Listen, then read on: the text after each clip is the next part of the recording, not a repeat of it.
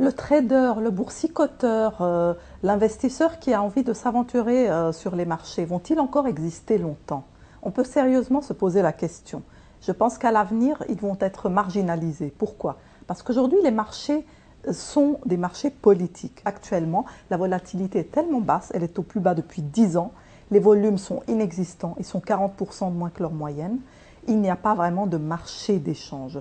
Il n'y a pas de trading, il n'y a pas d'opportunité à exploiter. Le marché d'échange est lisse, il est comme un encéphalogramme plat.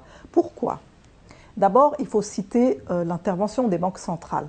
Elle n'affecte pas seulement le marché d'échange, loin de là.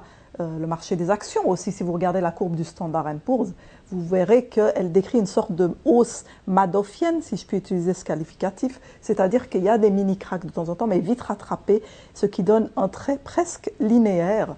De même, le marché des obligations, eh bien là, les banques centrales interviennent ouvertement, au point que les taux d'intérêt sur les principales obligations souveraines du G7, qui sont pourtant les pays les plus endettés du monde, eh bien, ils sont dénués de risques. Les taux d'intérêt ne véhiculent plus l'information sur les risques de ces obligations souveraines de pays extrêmement endettés. J'avais parlé dans une vidéo précédente de la manipulation des cours de l'or par les banques centrales, une manipulation qui est attestée par exemple, des traders de Goldman Sachs qui l'ont vu et confirmé. C'est ce qui fait que le marché aujourd'hui, les transactions aussi dans le négoce de matières premières, les futurs sur matières premières, sont un petit peu atones, lisses, que l'information n'est pas correcte, elle est distordue, les prix ne se forment pas comme ils devraient le faire sur un marché libre, et donc les marchés ne sont pas libres.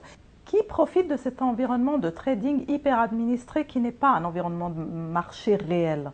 Ce sont les machines, ce ne sont pas les traders humains. Le trading algorithmique, lui, arrive à tirer profit des moindres variations des taux de change jusqu'au 4e chiffre après la décimale.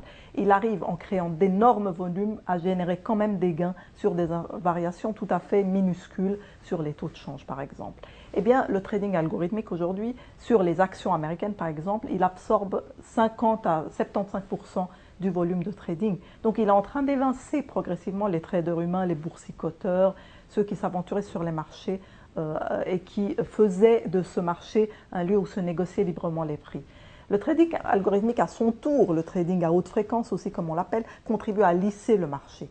Donc, il semble que nous soyons entrés dans une configuration de marché qui va alterner entre des périodes extrêmement lisses de marché, je l'appellerais politique, administré par l'État, avec beaucoup de machines qui interviennent dessus aussi, donc qui est occupé, disons, à moitié aux 3/4 par les machines et pour le reste par les banques centrales, et des périodes encore plus préoccupantes où s'opèrent des cracks qui amènent la vérité des prix sur le marché, puisque dans l'environnement administré, il n'y a pas de vrai prix, n'est-ce pas? Et donc, on va être dans ces deux configurations, négatives finalement pour le boursicoteur, pour le trader, pour l'investisseur, puisqu'il n'a plus vraiment accès au marché boursier. On a commencé en disant, est-ce la fin des traders? Eh bien, oui, peut-être, dans un avenir proche, malheureusement, pour les mauvaises raisons, parce que les marchés sont devenus trop politiques, il y a un interventionnisme excessif qui fausse les prix de la part des banques centrales et des États, aussi parce que les marchés sont devenus trop technologiques, ce sont des ordinateurs qui se répondent entre eux et qui éliminent toutes les fluctuations et qui rompent avec les lois classiques de l'échange.